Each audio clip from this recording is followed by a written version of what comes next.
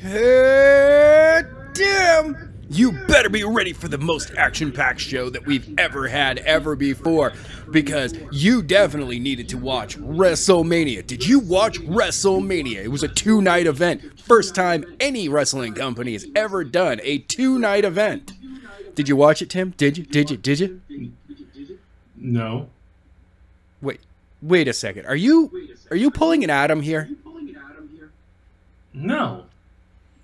I really think that you're pulling an Adam here. You didn't do the homework, and you're just going to try to wing it? Is that what's going to happen? Adam.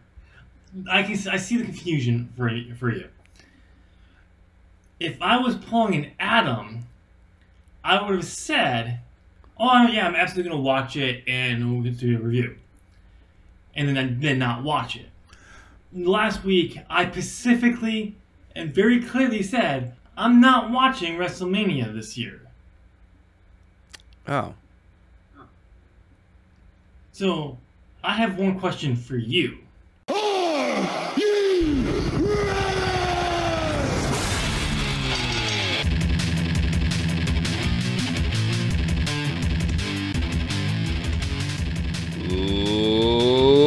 Ladies and gentlemen, welcome. It's time for As the Buckle Turns, the podcast with the modcast. No, that doesn't work at all. It's the monster. Hold on. Unleash the beast. It's the monster. Oh, God, I got to do it again. Hold on. There you go. You got to put more of the M in the camera this time.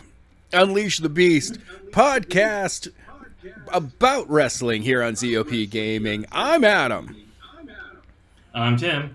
Adam, you did it. I know you did. You cut off my question. My question was not, are you ready? My question was, are you prepared to lead the WrestleMania discussion? You edited it out, didn't you? You edited my question out, didn't you? I don't know what you're talking about. The editing happens with magical elves when I'm not even looking. That's actually why the shows have been going up lately. They have been in quarantine lately, and they have not been able to show up to do their jobs on time. I'm sorry. I try to get these guys to do their jobs right, but they work on a completely different schedule. Lots of magic, and I don't ask questions. They're cheap. Okay, man, they're cheap. Adam, what's in that monster you're drinking? Sorry, again, what? The monster? Unleash the Beast. I'm pretty sure there's some kind of hallucinogen in there because elves don't exist, Adam. You tell that to the 6 of them that I currently have chained up in the basement. I mean, did I say that out loud? If you have them chained up in the basement, how are they going? I think going up wrong. They're supposed to be in quarantine. Those are the hostages, so I can get the other ones to work correctly. I'm down to 6 now. Okay, it's been a long 2 weeks. Anyway, so we got WrestleMania stuff to go over this week. And we got a couple of congratulations going out there to a couple of people. First of all, I got to say, congratulations to Kip Sabian and Penelope Ford. You guys are getting married. That's awesome. You pronounced that wrong. It's Penelope Ford. Penelope Ford. Yes. Once again, I'm stealing from Wrestle Talk, even though that entire gimmick has worn on me. Because every time they bring it up, they always have to say Penelope. During their predictions or during, I can't remember one of their live streams, they said Penelope Ford. Luke then corrected himself, Penelope, and I was like, no. Okay, that's played out. It's not funny anymore. It's hilarious. They need to do it more. No. But yes, congratulations.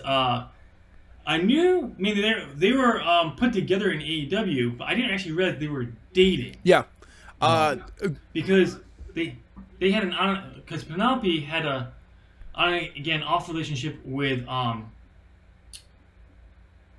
Joey Janela. Yes, I keep going like I'm seeing his face, but I could not think of his name. I'm thinking Jimmy Havoc. Nope, that's not it. The best part of it is the fact that Kip and Joey have been throwing barbs at each other on Twitter. Oh, it's great. It's great too. Clearly, it's one of those situations where you can easily have this be a thing on TV. And backstage, I'm willing to bet that, you know, they're able to all work together, which is why that they went, all right, look, we can do this. We can bring the audience into a, wait, didn't Penelope date Joey for a while? And now she's engaged to Kip? What's going on here? From what I understand, like I remember when they broke it off the last time, Joey said like, this has been a complicated relationship. It's always been on again, off again between us.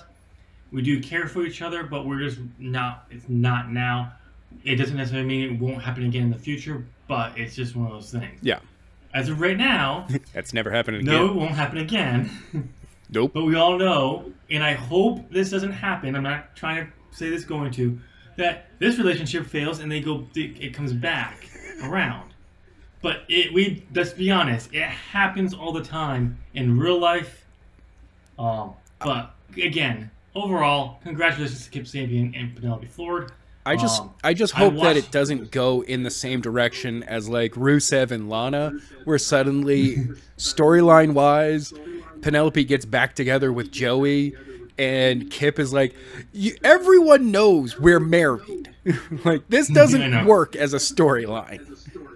Oh, by the way, they've already started to tease Bobby Lashley and Lana breaking up. Oh, yes, that totally happened. We'll get to that during WrestleMania results. Because unlike you, Tim, I watched the entire show. I read the results. Does that count? You probably got more action out of that. I'm going to be honest. There was some good stuff and bad stuff, but ooh. One last thing just on the Penelope Ford and Kip Sabian proposal. He recorded it and he put it up on Instagram, and he convinced her that like they're taking a photo for his parents. Right. And she eventually, on her, said, I was confused because we're supposed to be taking a photo for his parents. That's not Monster you're drinking. Stop it. What are you talking about? I'm sorry, what was that thing that you mentioned again? What was it? Monster? Yeah. Unleash the beast. She was confused because she was down on one knee, and they're like, we're supposed to be taking a photo. Stand up like that. And he's talking, and he pulls up the ring, so she's like confused. She says yes, and then they kiss and all that. He comes to the camera, like, and he says, just in case you couldn't see, she obviously said yes, because you really did have to listen for it. Right. It was a distance away. You still could hear. Yeah, you could hear him, but you couldn't really hear everything very clearly. But he did so. And as he's about to turn the camera off, she's like, "Okay, are we actually taking a photo?" She says. The reality didn't hit her yet that this was a whole ploy, because it probably hasn't hit her that yes, he just proposed, but we're supposed to be doing this. Like, it still hasn't clearly hit her. All I could think, which is hilarious, yeah, but at the same time, adorable for that. So, I mean, again, congratulations to the couple. At the same time, it could have been one that, he wanted to take, a photo for his parents moments after asking her, but was giving her the ruse to bring her outside with asking her to marry her, because she was just like, you could see it right afterwards. She's asking that question. She's probably just going, okay, do I still have to kind of hold it together for one more photo? Because if not, I'm going to go freak out. I'm going to run around and freak out for a moment. I don't think that it is, because her face, when she's asking it, it's like, are we taking a photo? Like, she's like genuinely asking a question. Like, I'm pretty sure that's in the back of her mind, like, are we taking a photo? Oh, we're not? Oh my God. Yeah, I gotta wait. I gotta hold it together. Gotta hold it together for a little bit longer. But she's genuinely curious, are they taking a photo? Because it still hasn't, it hasn't hit her. But she also probably is holding back, freaking out. Yeah. But again, congratulations to the happy couple. Also, we're going to give a shout out to the enhancement. I mean, the indie talent. Indie on Dynamite talent. This They week. are not enhancement talent. But to Dynamite, because Tony Khan and Chris Jericho both sent their own shout outs, hyping them up and praising their work this week, which is great to see. You never see WWE do this. No, they really don't. And it's a great little. I mean, as much as the situation sucks that we're in right now. Oh God, yeah. That AEW has found a way with a good portion of their talent not be able to work, because they basically told anyone from California and New York, you're not allowed here. Stay home. They will not let you come to work. Also, I read an article that they said when they were doing their tapings last week in Georgia, they had two groups. Like, you'd have the ring crew and people go in and do their thing. They'd come out and the other people, to keep that social distancing, you'd only have so many people come in and work certain things. Oh, that's cool. They could do different groups of. So it was a really, I mean, reading it was like they really did. It's not like people were criticizing anyone who was taking time. They really thought through this on how they can protect their talent and use them, which is it was a really cool thing. No matter who they you can were. argue that you probably shouldn't do this, but at the same time, we're running out of entertainment for cable. Yes, we are. All the episodes that were on broadcast, normal broadcast, is running out. Like, yeah. So, like, you're gonna need they're gonna be desperate for any kind of content. The fact that they can do this and they've recorded so much content for the next month, almost 2 months worth, is a good Pretty thing. much. So it's great to see that they're constantly using indie talent where they could. Sure, it's squash matches, and all that, but it gives them talent. Yep. Gives these talents a paycheck. Right.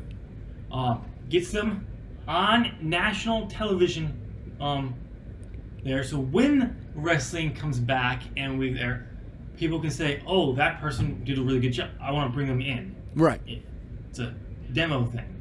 And in some cases, you may actually get a job out of it, like Anna Jay. Anna Jay was apparently the indie star who was in Sheeta's matches last week. Okay. And Tony Khan was so impressed with her, they signed her. Wow, that I gotta say, AEW is doing what they promised right from the beginning, and that was one, listening to the fans and looking for untapped talent.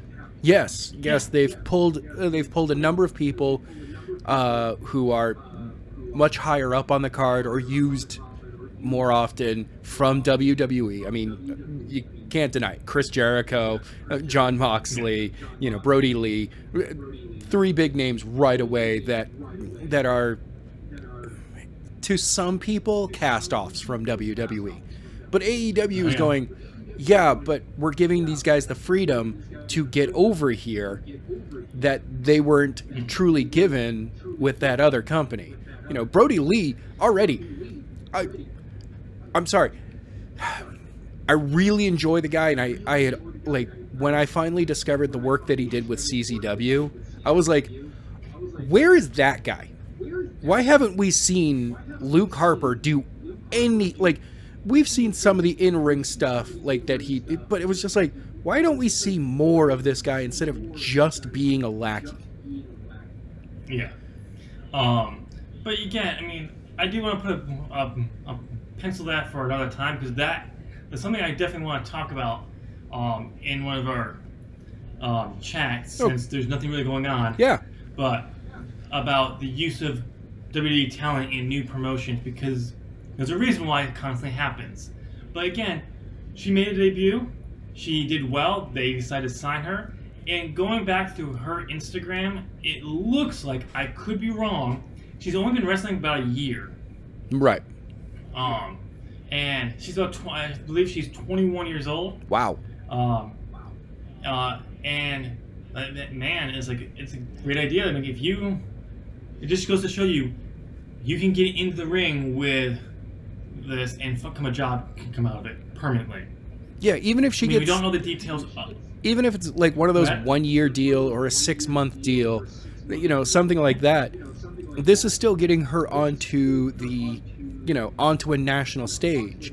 Even if, you know, the contract comes up and they're like, okay, thank you, but our roster right now is too bloated to offer you further time with us.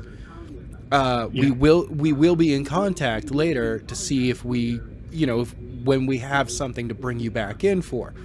In the meantime, Impact suddenly starts calling her. You know, you've got Stardom just being like, hey, why don't you come on over here? Yep. It's a really good thing to happen if she's only been wrestling for about a year.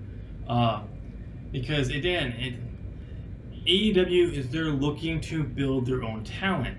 Well, they don't have their own performance center like WWE. Because they understand it's not our job to train you. No. We want to take you and expand you, give you the opportunity to grow by being in ring with super talented women. Yep. Who had this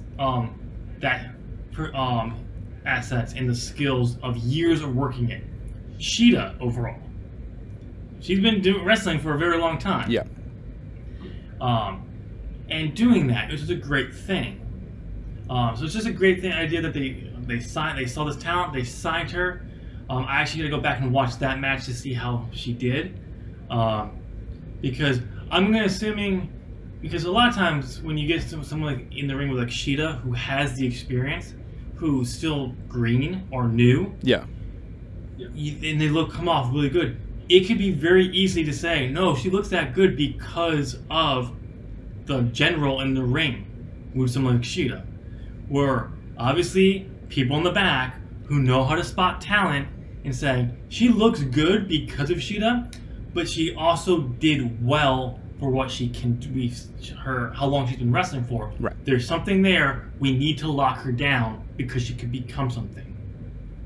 That's what you got. That's what you're doing. So it's one of those things you got to kind of look past how well the person who's more experienced is making this person look. Yeah. But it comes with talent, and we all know Cody has that talent. Yes. Kenny has an eye for that talent.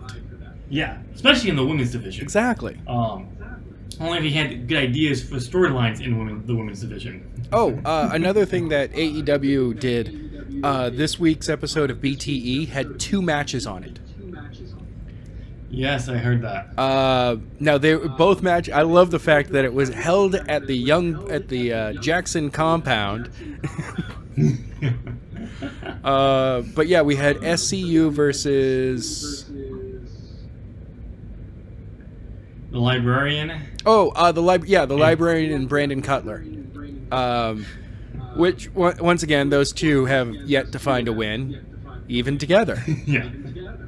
Honestly, I think they were shooting way too high. SCU right away? No. You choose number 44 and number 37 from the Dark Order. Take them on first. Yeah. It's that I heard that, and then they had the Jackson, Matt and Nick Jackson got back in the ring. Yep. Who did they take on? It's 2 of their friends from from Southern California, training partners, if you will, why high explosive, something like that. I don't know. I just know that everyone looked good. I do have to say that it's cool that they set up a ring in their tennis court, put some padding down around it, just for the guys that are going to do those flippy moves to the outside. Come on. Yep. So that was it was funny to see. It will be interesting because not everyone watches this being the Elite, If they'll actually count those wins. Oh, probably not. I'm pretty sure, probably not, but I wouldn't be surprised if they did. Because you could, but it'll be interesting to see if they do more of that. If those who get wins, if it will be reflected in their win-loss record. That would be cool because Rick Knox was the one as the ref for the match for both matches, and I like the fact that they had Excalibur alone calling the matches. And he kept making comments about, hey, that cameraman looks familiar. And during the SCU match, it was Matt and Nick Jackson doing the filming. During the Young Bucks match, it was Christopher Daniels and Frank Kazarian doing the filming. Oh, it's great too because the best part of it is because they didn't have they did have a hard cam, but there was no they were not playing to the hard cam whatsoever. Well, yeah. So there were times where Frank is his back is to the camera or as the cameraman, or he's facing the camera from the other side of the ring, which AEW, I gotta say, has done a very good job of not of being able to see the cameramen but not having them get in the way. Really, you put a camera guy there right now? Okay. Unlike WWE, which goes to the point of nearly hiding every cameraman, unless it's a War Games match, and then they put one right in the center of the ring. Yep. Very true. All right, Adam, it's time. Okay. We're going to go over WrestleMania Night 1, Night 2, the monster of all pay-per-views. I'm sorry, Tim. Tim, 1 second. Yeah. Did you say monster? Yeah.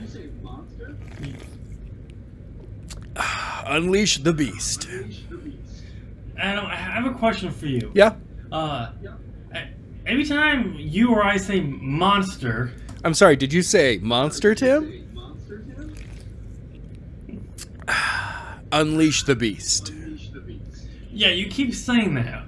Is Monster sponsoring us now? No, but if they wanted to, Monster... Unleash the Beast would be more than welcome to become a sponsor of this show. Yeah, I don't buy it. Anyway, as I was saying, the event that was so big, it could not be held on one night. A 2-night event. No one's ever done this ever before. No pro wrestling company has ever done a 2-night event. Ever. Especially their biggest pay-per-view of the year. Never. No one's ever done something like that. Which made this one even bigger for us, was that the vacant Predictions Championship had to find a new champion. Yep. And that champion has been crowned. Yep. And it is... Yep. Me. Yeah, whatever. So night 2 did not go my way, okay? No, it did not. After night 1 and we tied, I was like, I don't know. I think we're going to tie and we have to do the predictions thing again. And then I'm going through the night 2, I'm watching the results, and I'm just like, before I stopped paying attention after a while because I was working on something. I can't remember what I was doing. And I had to come back to it, but before I got to that point, I'm like, oh, I won. Yeah. After 3 matches, 4 matches, every match that we disagreed on had already basically happened, and I won. Yeah. Oh no, my bad. There was one other match that was still ready to go. That it was the SmackDown Women's Championship matchup, and it was by that point, I was already up by 2. It was the last chance for you to earn a point, and even then, I had it. So it was I was already locked. I was like, okay, I'm champion, and I stopped paying attention. I came back and fixed it, everyone, and I cleaned house on night 2. Just a little bit.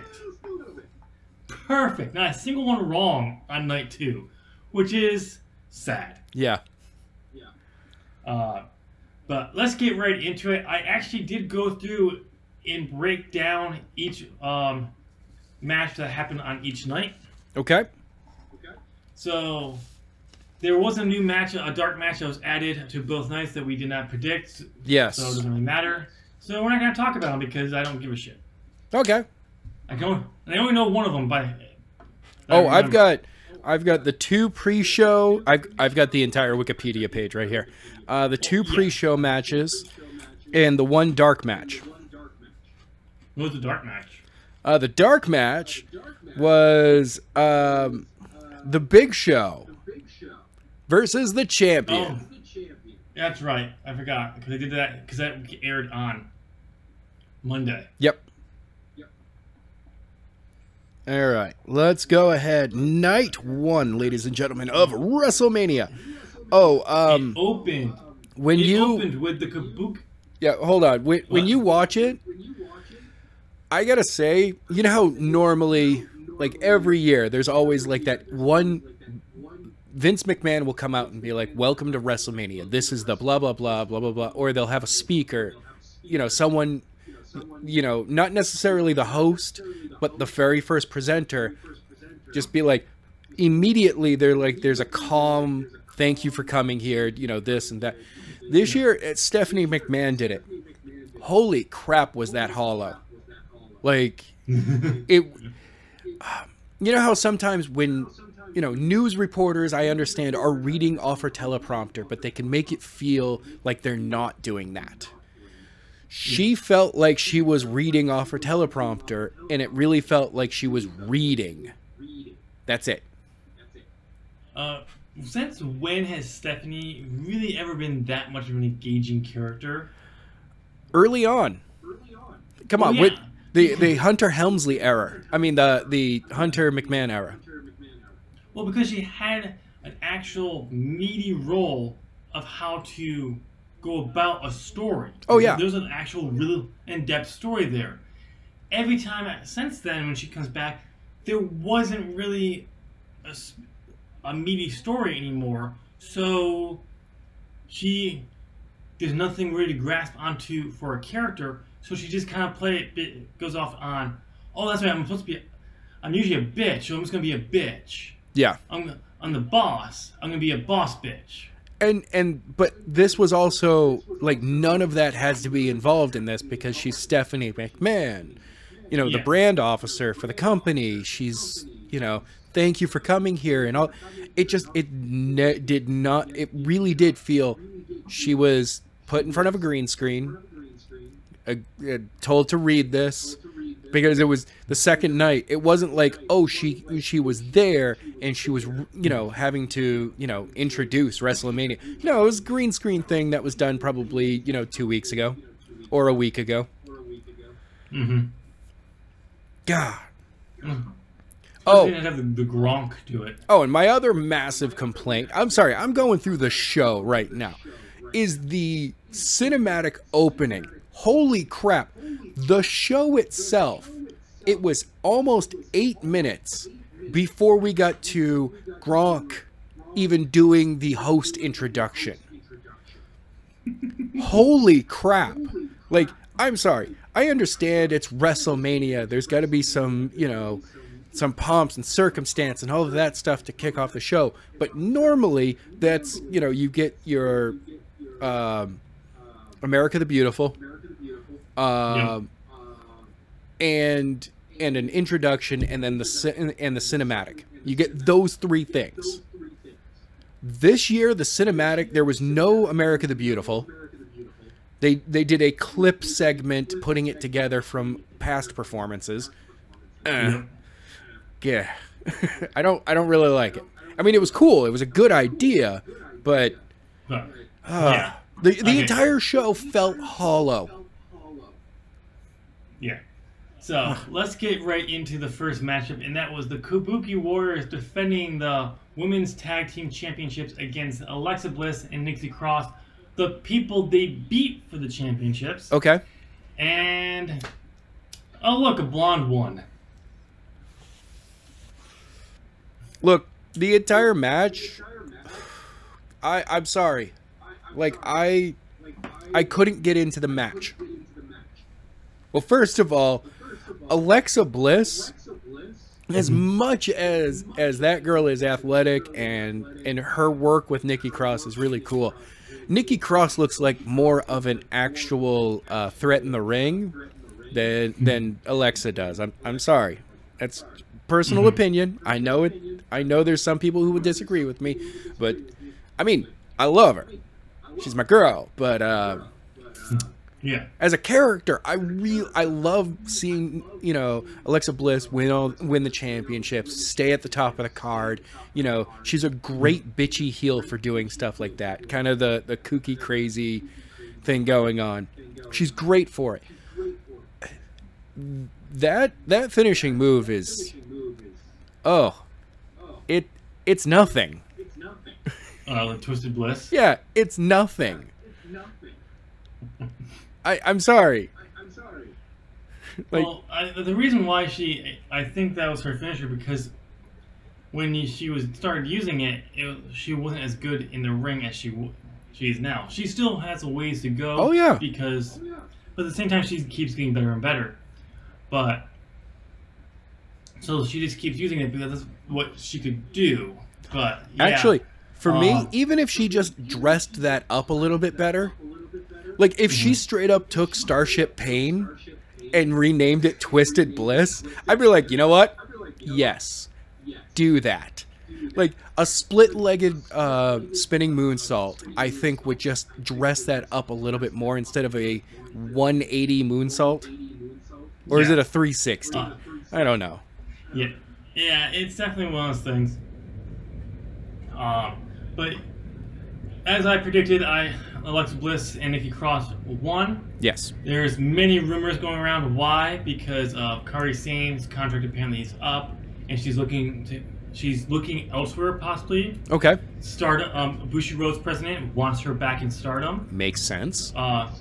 There could also be maybe, for all we know, AEW's interested in her. We don't know. Maybe Impact is interested in her. Yeah, we don't know. We don't know, but that's one of the rumors why. But also is that the Kabuki Warriors have held those championships for so long. There's no other little tag teams out there, so you just kind of put them back on. Yep. The former champions. So, yeah. So we had new champions there. Who was next on there? Because I just have it. I didn't put it in the order that they happened there. Next up, we've got Elias versus King Corbin. Elias defeated King Corbin. That was 9 minutes of my life. Actually, it wasn't even 9 minutes of my life because I was skimming it. Like, I'm using Windows Media Player and I'm hitting 30 seconds, 30 seconds, 30 seconds. Because it was a lot of... I'm sorry, it's a brawling match that, to me, doesn't...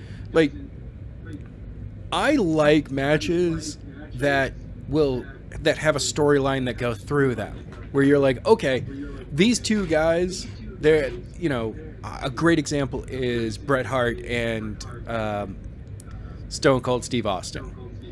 Yeah. It moved from being a slight brawler to a technical match, back to brawling a little bit, you know, and it showed both men's capability. The problem is, no one's writing those matches anymore, so instead you get two guys just trying to beat each other up in a match that I feel that Elias is way underutilized for what he can be for the company, and then I feel the opposite regarding Corbin. Corbin is overutilized for where he should be with the company. Yeah. This matchup we kind of expected it, though I do love how there was a clear plan to really push and use Corbin after retiring Kurt Angle last year at WrestleMania. Yeah. Clearly this was all a plan. No. But we knew it was going to happen. We both got that one right, even though I added the Gronk as a possible replacement just because they were playing it up. And they had that interaction with him and Mojo Rawley. Yep. being like 12-year-olds and shoving him over and all that. Yeah, also, it was really cool to see with the introduction when Mojo shows up. Gronk gives Mojo some chops because Mojo needs to get hyped up. Oh my God, seriously, if Gronk is going to be coming to the WWE and actually work in ring, you need to put the two of them together. Yeah. Like, and then you need to bring back Zack Ryder to be their singles, like Gronk and Mojo as the tag team and Zack Ryder as the single star in the group. Because, yeah, I think that would work. No. You gotta bring Zack Ryder back and join them, and it's Zack Ryder's two imaginary friends. And literally say, I don't know who you had everyone play up like there's no one in the ring. Yeah. And Zack Ryder on the outside, and it's just like, and then the people, like, you could do like your low rank cards. You could have like for the commentators, like they keep getting beat up, and they don't know where the attack's coming from because like there's no one to them. There's no one in the ring. Zack Ryder's imaginary friend and his imaginary friend, because only Mojo Rawley, as an imaginary friend, would have Rob Gronkowski as his friend. Yeah. A three-time Super Bowl winning tight end for the New England Patriots. Of course your imaginary friend would have him as their imaginary friend. Alright, the next match up, I don't know. Was this the Becky Lynch one? Becky Lynch versus Shayna Baszler for the WWE Raw Women's Championship. Becky, I don't know how I feel about this one. But at the same time, I kind of understand it. Okay, so I was afraid of this. Even though I picked Shayna Baszler to win this matchup, I had a feeling after once again Shayna attacking Becky and beating her down on Raw before that. I'm like, we're gonna get opposite momentum here, but I was holding on to that. No, they're actually gonna. This is the one time they're actually gonna go through with the monster beating it to build Becky back up for a rematch. Well, of course not. It's WrestleMania. They went with Becky because Vince lost interest in Baszler as a main eventer or WrestleMania main eventer. And what did they do? Oh, they had her reverse it into a roll-up of her finisher to get the pinfall. Oh wait, didn't someone else do that? Oh, that's right. Kairi Sane did that to win the NXT Women's Championship from her. Yeah. Oh, that's right. Ember Moon did that to beat her in her debut takeover match. Now, actually, you can explain that then, that this has been, if you can reverse this, because of how determined Shayna is to hold that move, that this actually does work on her because she hopes that you'll pass out before the 3 count. Yeah, I don't buy it. But once again, like they're basically doing, if she wins the women's Raw Women's Championship from Becky, it's gonna be like. It's going to be her run on NXT when she first came in. She lost immediately to Ember Moon because she just won it.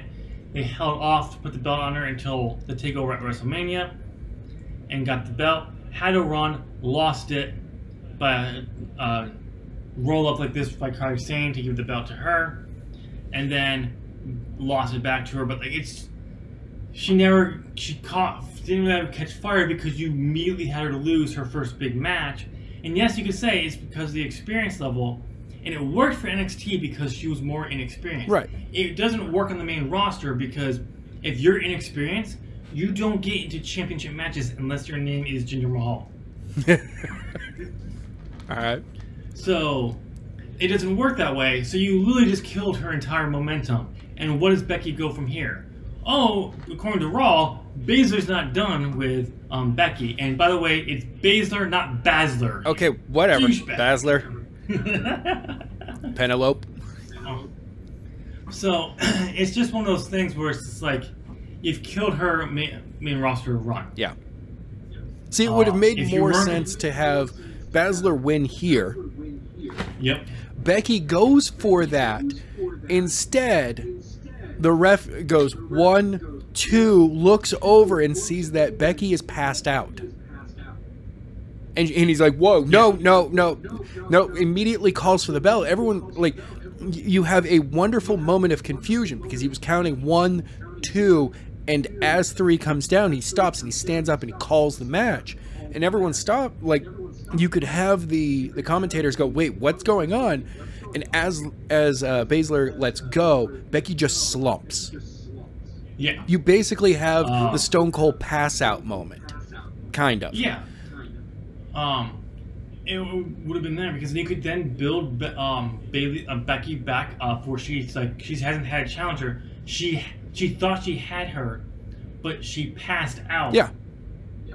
Protecting her before she could get the win, and that saw a weakness she had to build back up. Though I think it would be better, like, no, Baszler, give Becky the offense in the beginning of the match. Start off Becky when she turned on Charlotte at the beginning of the match. Okay. And you just go and you just have Baszler just withstand everything she does, and it can be a one-sided matchup, but Baszler just keeps getting up. Yep. She can take it. She's formerly an MMA fighter. She knows how to take a beating and keep going. The only way you stop her is by a submission or you get her to pass out. Yeah. Like in MMA. This way, Becky is being beaten like she get it, and then Baszler just destroys her, wins the belt. You have to then. She's at a low point. No rematch right away. She's at a low point where she has to overcome.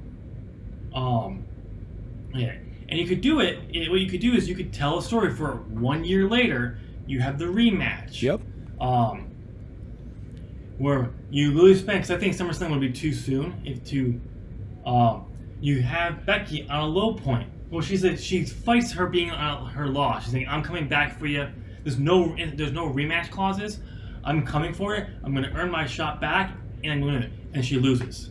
Yes. And she loses, and then she literally is by SummerSlam on a losing streak where she's just like, "I can't win against people I was destroying just a few months ago."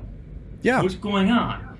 And then SummerSlam starts that whole build where she gets a win by luck. But that leads into rebuilding her confidence.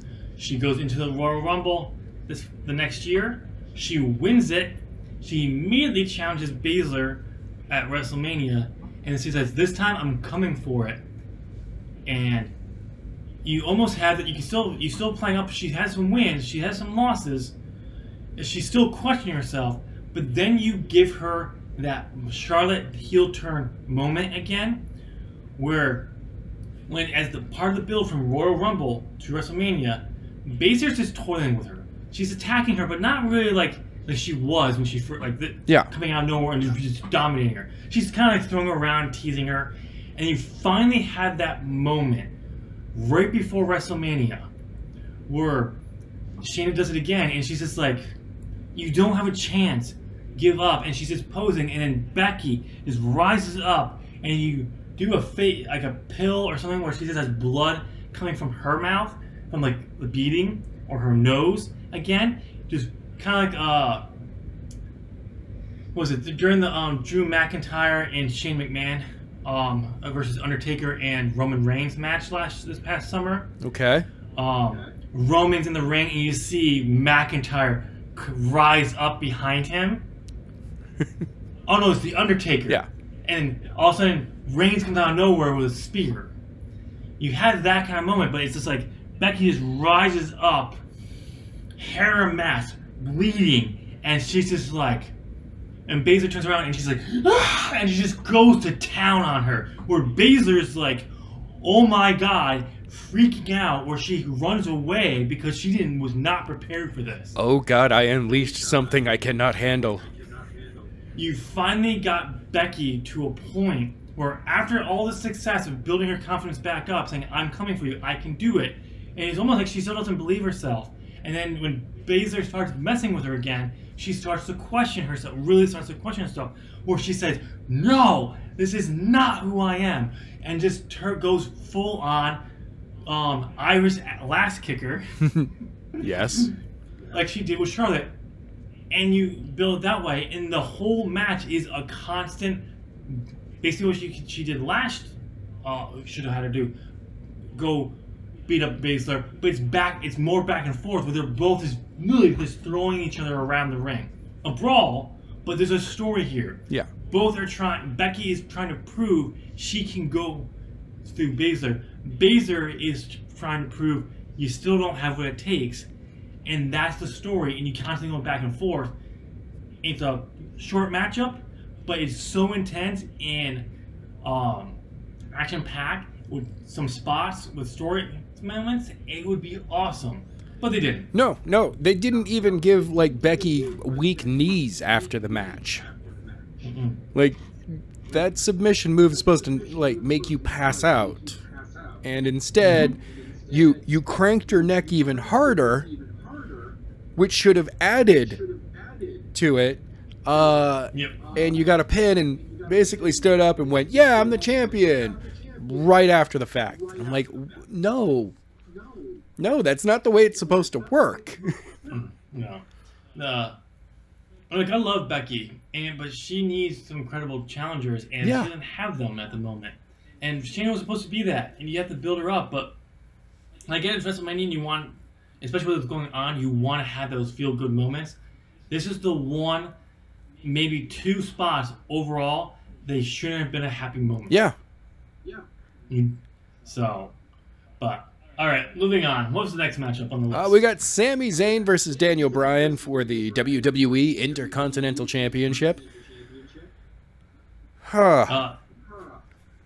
This is match 2 that I got wrong. Yeah, this you one. You were up by 1 at this point. Oh, nice. I gotta say, doing the shitty thing that heels do, where you roll out of the ring constantly and try to hide behind your, tag team partners or whatever you want to call them right now. Look, it's a terrible thing. It works on your standard Monday through Friday show. Your pay-per-view? No, just don't do that. No, you can do it, but it's gotta fail. Yes. This worked. This worked for Sami. See, here's the thing. Like, I'm glad that kind of Sami did retain here because he just won the championship, and it would be suck to take it right off him. Yeah. But this is personally, yes, we always had a Daniel Bryan Intercontinental Championship win at WrestleMania. Personally, winning a ladder match for your WrestleMania moment, even how brutal it is, isn't as good as actually overcoming the odds of a one-on-one where you have to get an actual decisive victory. Yes. Pinfall or submission. This is where, honestly, Becky Lynch in this matchup should have been switched. Baszler won there. Bryan should have won here. Yes. You can do... Personally, I think it would have been fine to give Daniel like a 2-month reign and have him drop the belt back to Sami or to Cesaro, and you just kind of have the next few months, you have the title changing hands a lot. Not like every week. No. But every month or two to really kind of build up all these 5 guys with Drew Gulak, Cesaro, Shinsuke, and there. So anyone can have it because they're all that good. And you can lead to a 5-way ladder match at SummerSlam. Oh, see, that would be cool. That would be cool. I do kind of miss that we don't have championships that change hands a lot in wrestling at the moment because you have so many contenders and so many talented people. You don't want to be hot potato to take the championship every single week like they did in the Attitude Era. It worked for the Attitude Era because it was the Attitude Era. Yeah. It doesn't work, but when you go back and look at it now, you're like, that's when the championship kind of lost prestige. Not really, in my point. it was soon after when they stopped having it defended at WrestleMania because of other reasons. Yes. That's when it started to really lose prestige. The big one was when they introduced the ladder match at the Money in the Bank match at WrestleMania 21, because the Intercontinental Champion was almost always in that match versus defending his championship. Yeah. That's when the championship really started to lose value. And also, you can add on, then you look at how much it was changed hands during the Attitude Era a few years earlier. It adds on, so it looks even worse. But I still think it still worked for the Attitude Era. But we need to have a championship that changes hands every so often. Yes, why not? But overall, what do you think of the match? I heard it was decent. It was okay. Okay. Like it was just okay. I will say this: it was probably the better decision to go with Sammy with no fans in attendance. Yeah.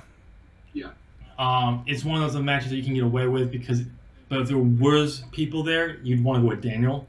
Probably. So I'm okay with that. But let's move on.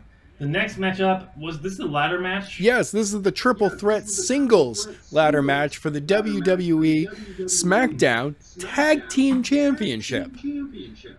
Wait. So the triple threat tag team matchup didn't happen that they were advertising. No, it did not happen at all.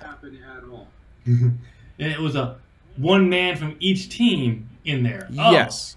Yeah, that's the exact same thing. It's not false advertising. Not at all. I kind of didn't mind it. I mean, it's a kind of a cooler concept to shrink it down to just the 3 guys, especially since one member could not be part of it. Oh no, I actually think it was a great idea that they did that. But the rumors coming out of the tapings was Morrison versus an Uso.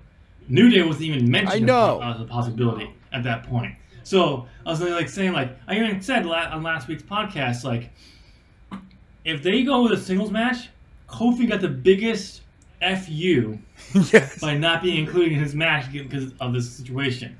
So I was happy to see at least he got in there. Again, it's still a big downfall from last year's WrestleMania, unfortunately. Yeah.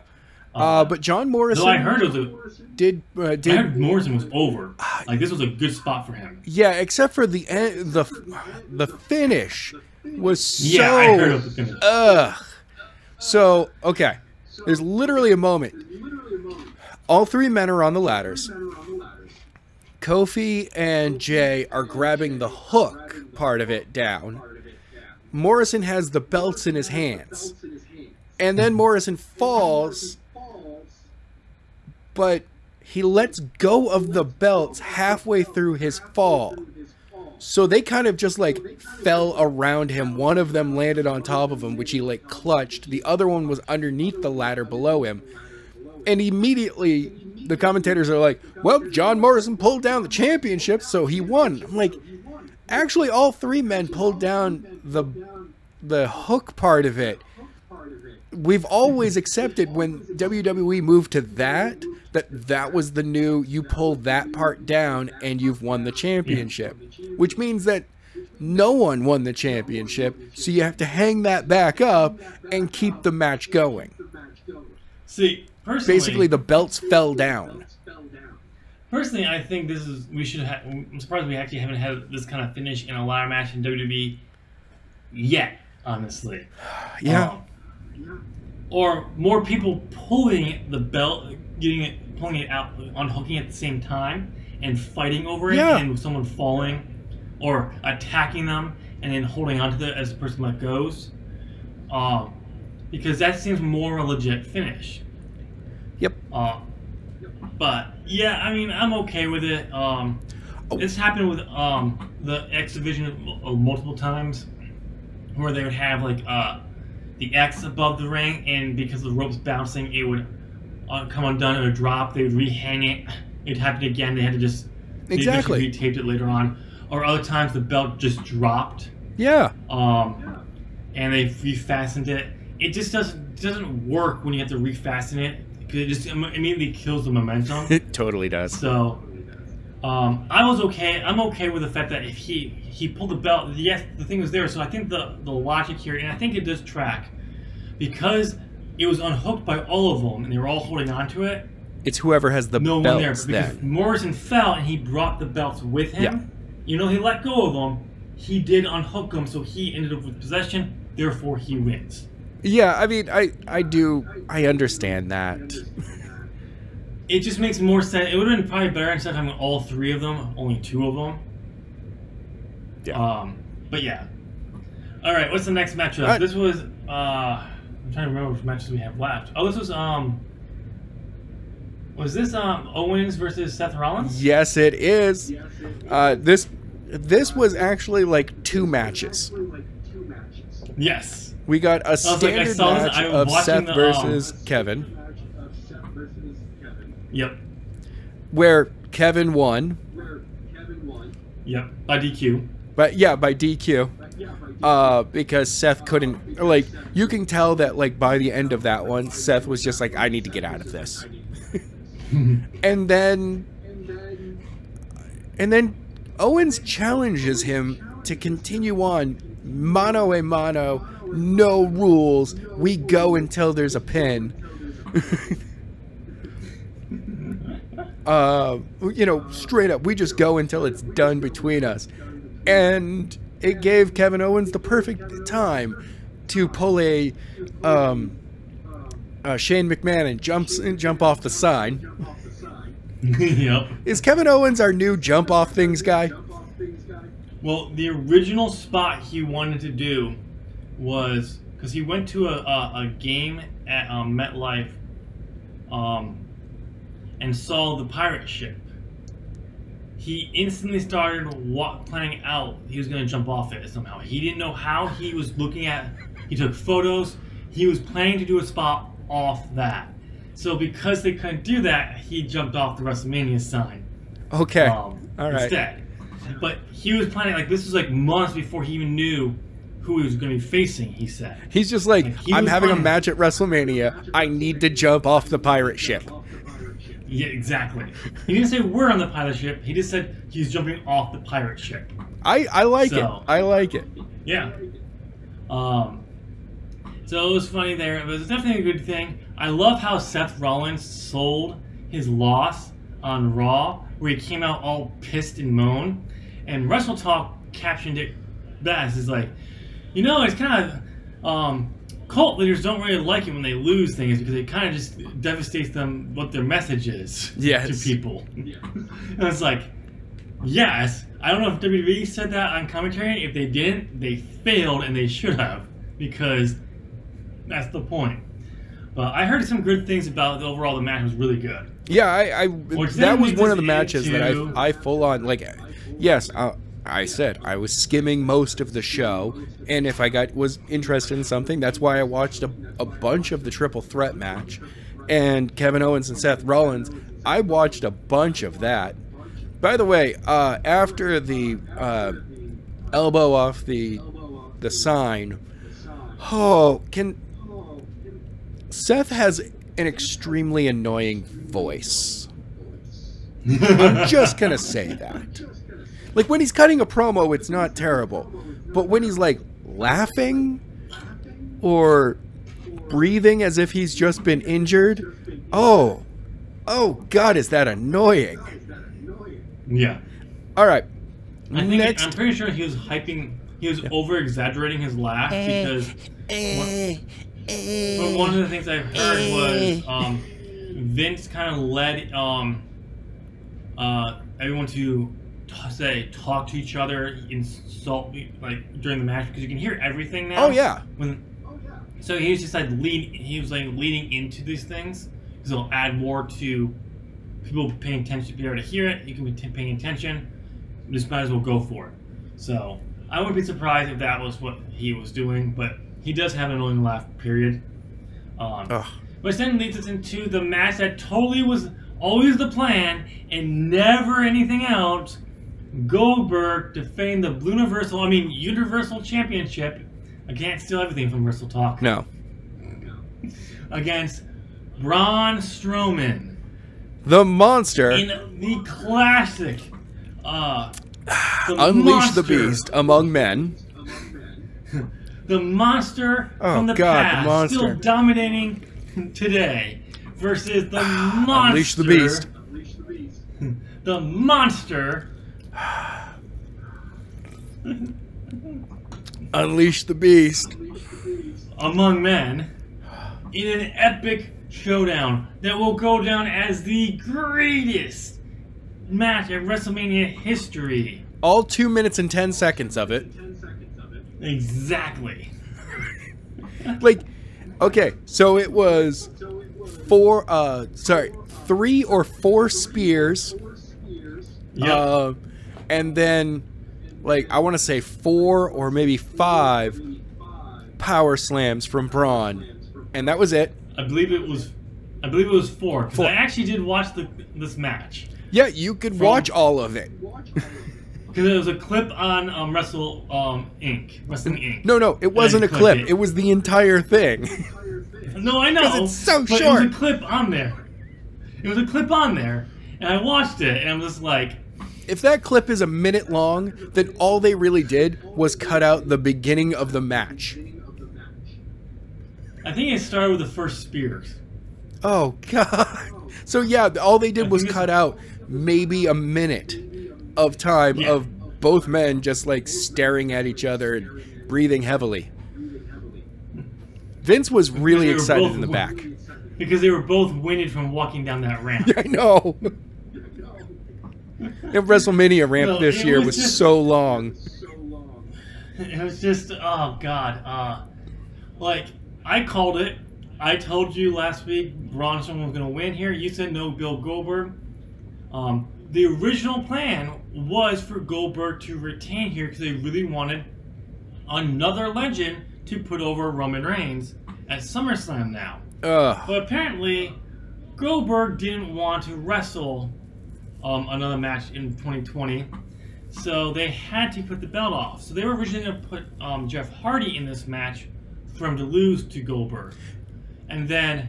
Has Jeff Hardy been back on TV yet? Yes, he has. Okay, all right. Because I was a little worried. I'm like, if he wasn't, they would just be like, and Jeff Hardy versus Goldberg at WrestleMania. No one was expecting this. I believe he was shown, or you had at least a match or something, I believe. Okay. But, so that was the plan, so they could have Goldberg retain and drop it to Roman at SummerSlam. But Goldberg's like, no, I'm not wrestling again for this year. We don't know if they tried to convince him with more money or what. He just said, no, I'm not wrestling anymore. Which, in hindsight, they should have asked him this before they put the Universal Championship on him. Yeah.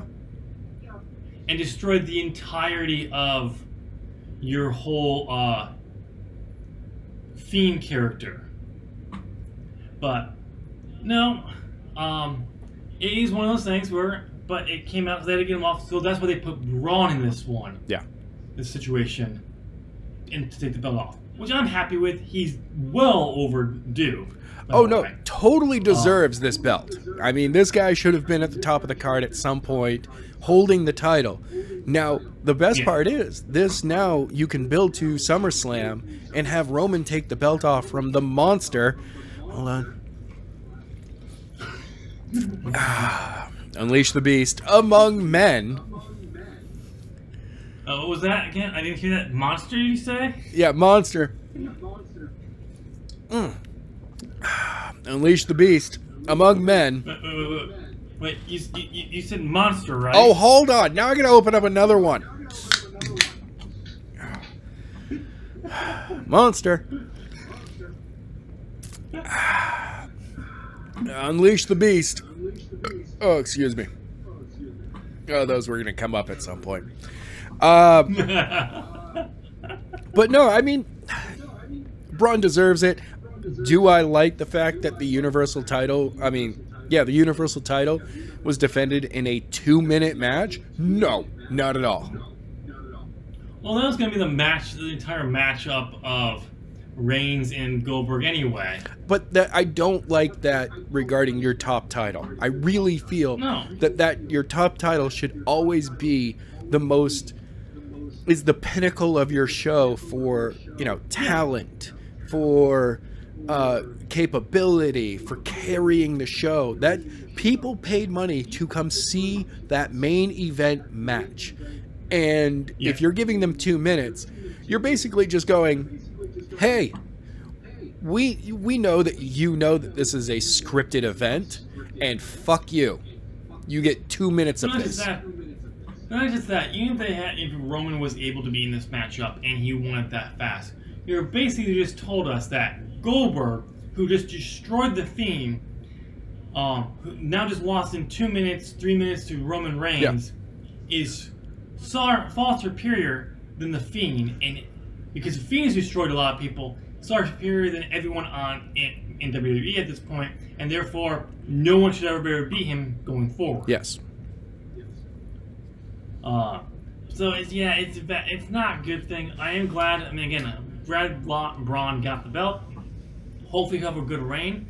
Knowing our luck, once things go back to normal, Brock Lesnar will show up, challenge him, take the belt off him, and then they'll have Brock drop to Roman at SummerSlam.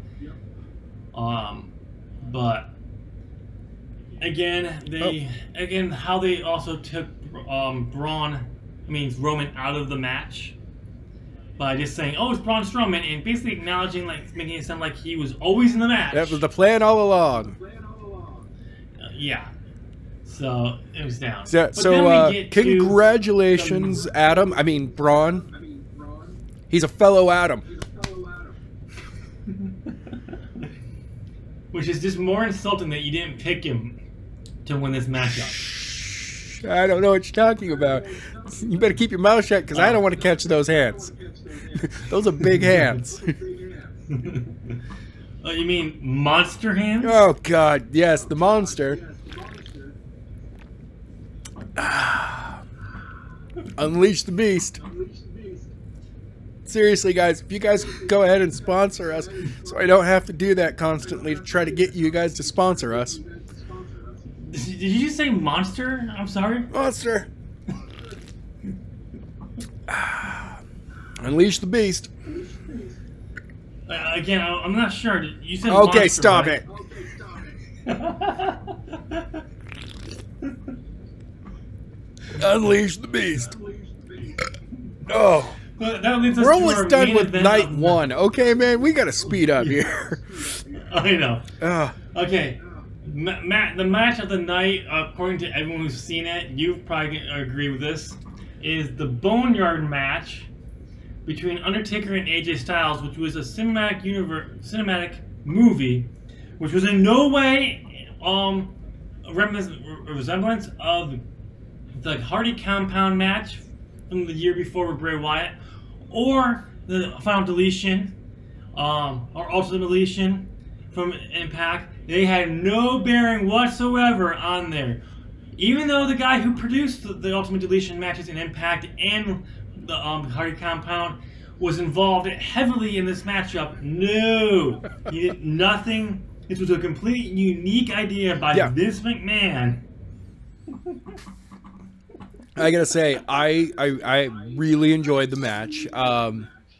Seeing AJ and Taker, really, like, seeing them go, because both of them have, like, that southern accent. I mean, you got AJ from Georgia, you've got Taker from Texas. Both of them just let their southern accent fly in this one, and it felt like two dudes that have just been like, you know what, man, meet me here tomorrow night at 7. I'm gonna beat the shit out of you. And the other guy going, dude, I'll be there at 7 because I want to see you try.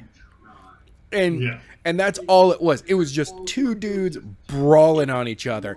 And I really feel that this style of match can be used as long as it's not suddenly every single pay-per-view we get one match like this. No, save it for something. But I want to see one where it's like two high flyers, Ricochet, running around someplace, flipping off from stuff, attacking each other. Or you get like a Roman Reigns match in there where he spears somebody through a damn wall. Yeah. I want to see something like that. I want to see like the stunts actually just rise up for the cinematic stuff. Yeah, it worked. From everything I heard, it was good. A great environment. They shot it overnight. And like you had Triple H was there. Yep. I can't think. Jeremy Borash was there. He was the producer who did the Final Deletion. Yep. You had Michael Hayes there, and apparently Michael Hayes and Triple H found a mannequin hand, on the set because they actually hired an outside company to build the set. Yes. Which took a week or 10 days, something like that. To build it, it took what they say it was 72 hours to build it. It took a week to break it down. Oh, okay. I didn't hear about the breakdown. I swear I heard someone saying it was about a week. Clarification on why the breakdown took longer, because only so many people could be on the physical set at a single time to be able to break it down. So yes. But they did that. But they found this mannequin hand. They were trying to figure out a way to slip it into the match in some way. And Taker came up with the idea of saying, "Here, just dress it up like AJ's hand, and we'll stick it in a heavy like coming up from the ground." Yeah. And so it was definitely an interesting idea. You can see photos from the filming, and there's a photo of like Taker, AJ, Carl Anderson, and Luke Gallows. And Luke Gallows is just like he's bent forward, like he's like selling, either he's selling something or he's just like that last thing they just shot, which is a all right, like that last thing that we shot actually hurt. Crap. But we do know who to thank for this overall. Really? It was Kurt Angle's idea, who told Taker, who apparently wanted to redeem himself after his match with Goldberg. So he was talking to Kurt, and Kurt says, "You need to wrestle AJ. It'll be your best matchup you've had in years." Yeah.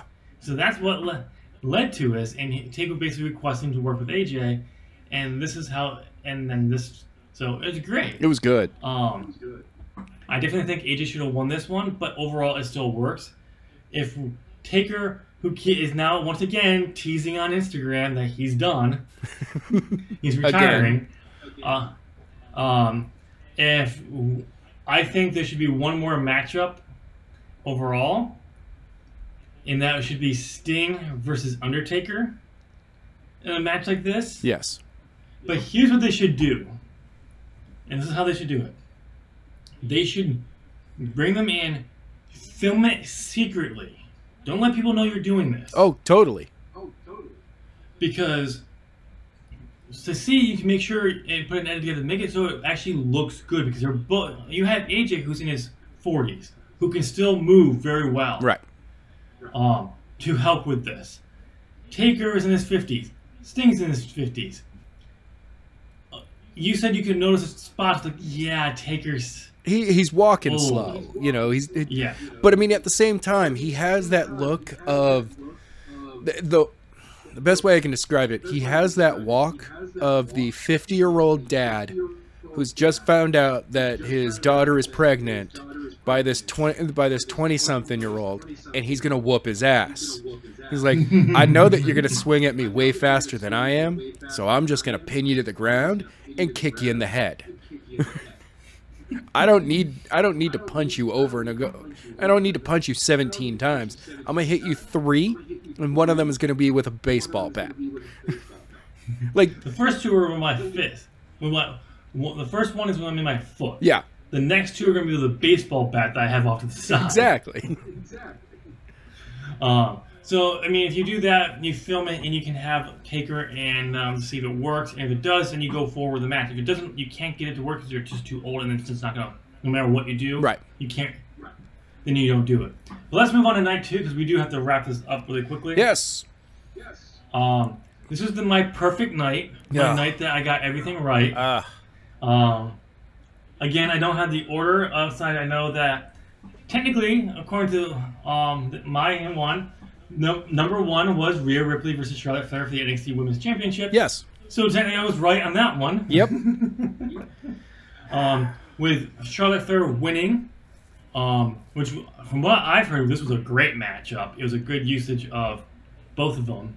Yeah, it was. This one I really skipped through really quickly, even though it's 20. Well, okay. Normally, when I start, skipping through a match, I keep looking for, oh, this is going to be a spot-heavy match. Okay. At no point did I understand what was actually going on in this match. 90% of this match, skipping every 30 seconds, seemed to be, and skipping back, be like, oh, looks like everyone is laid out right now. Let me skip back a little bit and go through and... Alright, it was just a simple move. This match took... It shouldn't have been 20 minutes long. Like, honestly. Okay. But, I mean, Charlotte Flair won here, which is a good thing, because the plan is to use her on NXT to bump up the ratings. Let me rephrase that. According to WWE, it is to help beat AEW in the ratings. We've had Charlotte Flair on there in the past. Yeah. She was a ratings boost for them, but not enough to beat AEW. Yeah, I'm sorry, guys. Like, people tune into NXT because it's specifically not the main roster. Mm-hmm. And Charlotte Flair is the epitome of main roster talent within the WWE. Yeah, I mean, I think though if they're going to use her like they use all their other talent on NXT, it'll be great. Oh yeah. It'll be far better than she's been used in years on the main roster. But it's a good thing to put her down there, though she is going to apparently be used on Raw as well, which is a mistake. Yep. Because if you want her to raise the ratings for NXT, you put her on NXT, that will raise the ratings because it's the only time you can see her. If she can be seen on Raw, as a Charlotte Flair fan, why am I going to go to watch NXT when I can see her Raw? Yeah. But for that. So there we go there. What was the next matchup on that after that? Aleister Black defeating Bobby Lashley with a oh crap, what's his kick? Black Mass. The Black Mass. Yeah. Because Lana told Bobby to go for the spear instead of whatever his powerbomb move is. So he starts to set up the spear, and Aleister gets to his feet and spinning Black Mass later. 1, 2, 3. Yeah, look. I'm sorry. I like Bobby Lashley as a wrestler. I don't understand Bobby Lashley in the WWE. Like it just doesn't make any sense to me. Because one moment we have a physical dominating specimen that is Bobby Lashley, and then he makes dumb decisions. Yeah. I will say this whole storyline with Lana did get him over in heat, which was a good thing. Yeah. But they clearly say they have no plans to go any further because Rusev hasn't been on TV because he still hasn't signed a new contract. And they can't pay that off because they don't want to highlight him because out of fear of getting over and then going somewhere else. Because WWE is known for tearing up your character. I read an article from Bret Hart is when he renegotiated his contract before the screw job. Yeah. He put in there the last 60 days of his contract. He has creative control because it was known in those days back then that they just shredded you if you ruined you so you wouldn't be no one would want to use you. So he put that in there specifically for that thing, and that's why when the whole thing Sean, he told Sean he's going to put him over, and Michael said, "That's great. I wouldn't do the same for you," and Brett just refused to drop the belt to him, leading to the Montreal Screwjob. I don't blame him because they keep still doing it now. And Yeah. I'm sorry, that's not good business. No. If your talent wants to leave, there's a reason why. And if you don't give a shit enough about your talent to listen to them, then yeah, no wonder why people want to leave. But Oh well. overall, this should have been Bobby Lashley and Rusev. Yes. Rusev getting the win. But what was the next matchup? We got Otis defeating Ziggler. And walking out with Mandy Rose. And getting that kiss. Yes.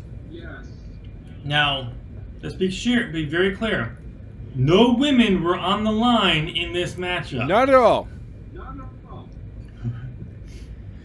And yeah, it was just one of those things. And he hit the worm or whatever he calls it for the win. That would have been a huge spot for in a live audience for Otis. Yeah. But yeah, it's sad that he didn't get his big WrestleMania spot at WrestleMania in front of a crowd because it would have gone over. He got that kiss. It'll be interesting to see what they do going forward now. And it'll be interesting to see what they do with storyline with Fire and Desire. Because ironically, Mandy Rose coming out of this as a babyface was never what I thought they were going to do with Mandy Rose when they split that tag team up. No. She was clearly going to be the heel, and Sonya Deville was going to be the babyface that would lose to her over and over, then go into the mid-card or to the jobbing squad of the rest of the women's division. The difference is, now Mandy Rose is going to be the babyface, and you're just going to have a heel Sonya Deville do the same thing. Which is sad, because she's gotten a lot better in the ring and character-wise. Alright, what's the next matchup? The next up is 40 minutes of your life that you're never going to get back when Edge and Randy Orton went for a last man standing match. God, it was slow and boring. I'm sorry, Edge. I love you, and you're a fellow Adam as well, but God, Randy Orton dragged that match down. Alright, moving on to the shortest Raw Tag Team Championship match, where the Street Profits retained their championship. The last man standing match left such a terrible impression with me that I went, okay, tag team, just moving right along. Because I just wanted to get to the Firefly Funhouse at this point. I don't blame you. We also got to see what's her name? Ah, crap. Came out at the end to attack. I can't think of her name. I actually don't have it in front of me at all right now. Bianca Belair. Yes, there we go. Thank you. Because she's married to I can't think of his name. The tall, skinny one. Montez Ford?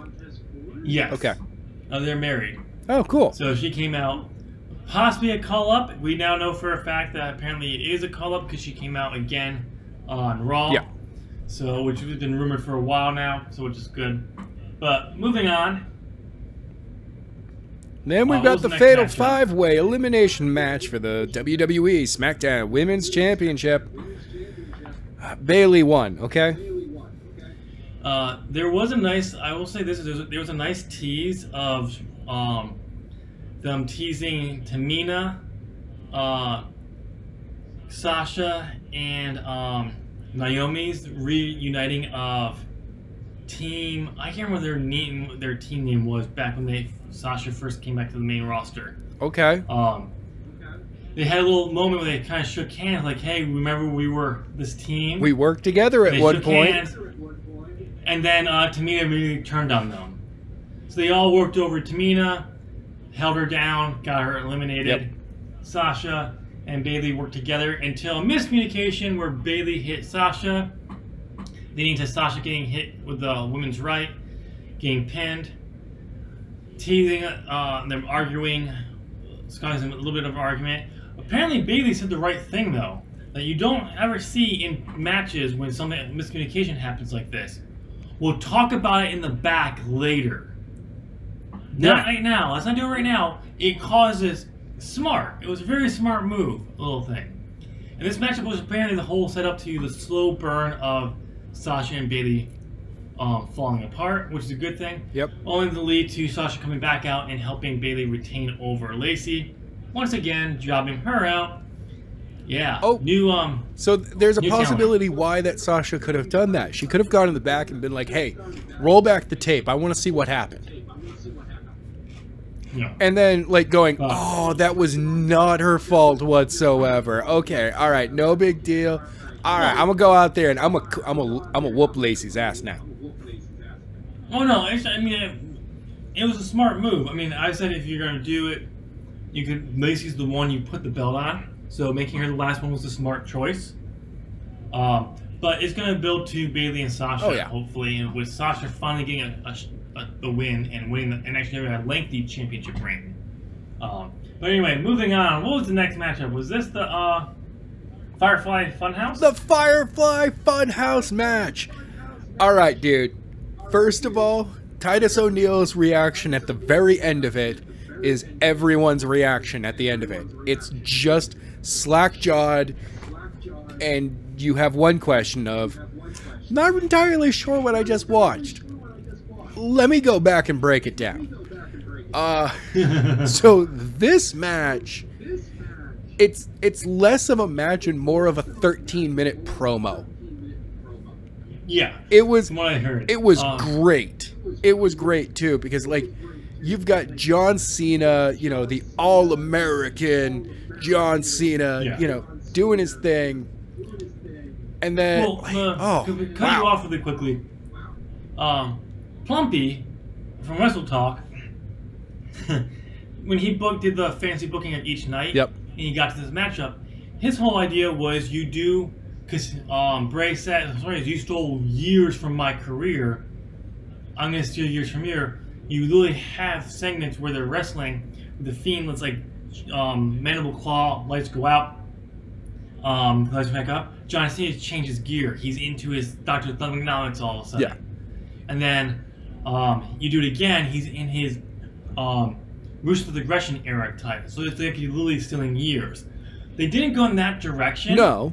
But they basically did a similar thing where it's John Cena literally facing what John Cena has done his entire wrestling career, apparently, with the Fiend only showing up when he finally realizes what he's done to take the loss. Yep. Oh, I absolutely loved it. The fact that Bray Wyatt, I mean, half of Bray Wyatt. Okay, when you need to actually get this and watch this entire thing, because when Bray Wyatt first comes to the ring, after leaving the Funhouse and John Cena showing up in the Funhouse and then going through the door that says, I forget what it says on there, abandon hope, all ye who exit through here, abandon hope. And like Bray's in there. He does Kurt Angle's promo asking for competition from the back when John Cena first comes out. It's literally the exact same promo. Except for he says, you know, instead of I'm Kurt Angle and blah, blah, blah, it's I'm Bray Wyatt. And there's a ton of hints being dropped throughout of, you know, let me in. I'm now listening to the voices. You know, before I was, you know, afraid to listen to the voices, but now I've done that and it's set me free and this and I was just like, oh wow, this entire thing is Bray Wyatt going, no, John, you have no power over me anymore. I hold all the power here, and I'm asking you to do the one thing you could not bring yourself to do. When you stole the victory from me, what you stole the victory from me wasn't the pin. He didn't care about the match. It was turning John. It was correcting John. Because at the end of that match, he literally hands John the steel chair, gets this is the WrestleMania 30 match. He hands John a steel chair and gets on his knees and just asks him to hit him. And that's basically the Joker giving a gun to Batman and going, shoot me. Kill me right here. But if you do that, you end me from ever doing anything else again. But I win. I broke you. Yep. And oh man, like I love the fact that as the match is going on, the Fiend is showing up here and there more and more often. And then in the end, the Fiend comes up behind John, hits him with one move, does the dance in the middle of the ring, hits the Sister Abigail on him, goes for the pin, and it's Bray Wyatt doing the 1, 2, 3 count. Yeah. I was like, oh, I like this. You are actually able to use this quarantine to give you an added level of supernatural to the Fiend. Yeah.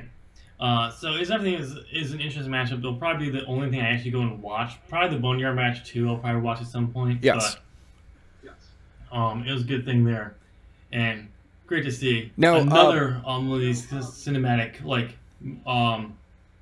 matches work out really well. Yeah. Which turns out both were the highlights of the match of it. I do gotta let you know that this one I feel feels a little bit more rushed production wise than the Boneyard match. I feel like if the people who did the Boneyard match should do the next Firefly Funhouse match and have it be one of those that they go full cinematic with it. Yeah. Well, Bray had lots of input and creative control over this matchup. Oh, yeah. It's just it does the production level between Boneyard and this one is such a difference. Well, it's also because they're going into the Firefly Funhouse, which is basically children's, so it can make sense. But I haven't seen everything they did. No, 90% of everything that happens out in the ring. We have only a few minutes left, so we then get our main event of night 2. Brock Lesnar defending the WWE Championship against Drew McIntyre, and not a copycat from the Braun Strowman Goldberg match in any way, shape, or form. No, because this was 40 seconds faster. Oh, really? 4.5 minutes instead of 5 minutes and 10 seconds. No, sorry. This one was double the time. The other one was 2 minutes and 10 seconds. Yeah, I was gonna say, wait a minute. Yeah, this was double the amount of time. So they stared at each other for 2 minutes. So this, I'm not surprised this matchup was so short. I can understand, probably maybe Brock said, I'm not gonna go out there and kill my body in a longer match with no one here. I don't blame him if he did say that. We don't know if he said that or not. No, but this matchup is one of those matches that would definitely be better in front of a live crowd. It could have gone 10, 15 minutes, even 10 minutes is all he really needed. Of constantly a typical Brock Lesnar match where he throws Drew around, but Drew just keeps getting up. Yep. He hits an F5, pins him, Drew kicks out. Or it's just like it's every time earlier on, anytime that either a German suplex, every German suplex, Drew just stands right back up from. Or the first couple of them, he just straight up rolls through them. Yeah, that's what I'm saying. You can do this. You can typical Brock Lesnar match, but it's McIntyre just constantly getting up, and then he can even do a cheap move where he hits a low blow with the ref distracted by Heyman, hits the F5, Drew kicks out, picks him up, hits another F5, kicks out, hits 2 F5s, kicks out, goes for another one, Drew gets off into the Claymore, and barely a Claymore. Where Drew has to start now sell because he's taking 4 F5s, so he is beaten down now. I wouldn't do that. So he gets up and then you get up and you have Drew McIntyre. He hits 1 more Claymore, not 5 more, 1 more, where he literally runs off the ropes, bounces off, and then hits the Claymore for a supercharged one. Okay. Now, honestly, I would have done that a little bit differently. What he keeps getting hit with are German suplexes. which either he immediately pops right back up from, or as they're going on, he's down for a little bit longer until like the fifth one, Brock goes for the pin, and it's a 1, and then boom, before we even get to a 2, he's kicked up. All right, no big deal. So Brock gets him back to his feet, puts him up, and goes to put him up on his shoulders for an F5. Drew shoves his way out of it, goes for a Claymore kick, hits his first Claymore kick right off from that one. Boom, hits him with that one. Brock, doesn't get, turned inside out, but he lands and then like rolls over and gets right back up because now the Beast is pissed off. Like a monster. He's really angry. Hold on. Unleash the Beast. What was that? What did you say? Monster? Yes, the monster unleashes the Beast. He once again goes right back to the German suplex. Hits 2 more of those. Goes to put him up in an F5. Picks him up. Gets him to the shoulders. As he's about to squat down, Drew rolls off from his shoulders. Just like, wiggles out. Goes for the big super kick. All right, no big deal. And it's just that back and forth until finally he hits the biggest of his claymores right near the end, goes for the pin, and Brock isn't able to respond. But Brock also, his shoulders come up right after 3. He basically pulls a Hogan. 1, 2, 3, shoulders up. Where it's like, oh, he got the 3 count, but yeah, now he's just angered Brock. And then you could build a SummerSlam with the 2 of them getting a rematch instead of a rematch in like 2 to 3 weeks where it would be with pretty much anyone else. Yeah. It'll be interesting to see. You guys have tons of ways you could do it, but who knows? Yeah. Well, Adam, we gotta wrap up because we've been going for an hour and 37 minutes. Yep. So, ladies and gentlemen, let us know down in the comment section what you thought of WrestleMania. Did you watch it? Did you didn't watch it? Would you watch it now that you heard some good reviews? Because I know a lot of people out there who weren't really excited for it did enjoy the show, though they still maintain that WrestleMania should have been delayed. Nah. I agree. But overall, let us know down in the comment section what you thought. Yep. Let us also know down in the comment section, do you think Adam has a chance of winning this championship back because I've just been so dominant lately? Probably not. Probably not. Probably not. But since you're going down there, you made it to the end of this long podcast, give us a thumbs up. Ding! That is not They how get a it ding is. now. Boink. They get a ding now. It's a boink. They get a ding. No, it's a boink. They get a ding. Boink. The first bell. Ding. Monster. Monster. God dang you. I win. Unleash the Beast. Right. And since you're right there, hit that subscribe button. Ding, ding. It's ding. No, now Ring that gets that till. bell. Now when we ring the bell to join the notification squad, you get ding, ding, ding. You get a triple ding. No, it doesn't work that way. Okay. And get bent, like Adam's attention and changing things because they don't. You think they work and they don't. Shut up. I'm in control Booyah. of everything around here.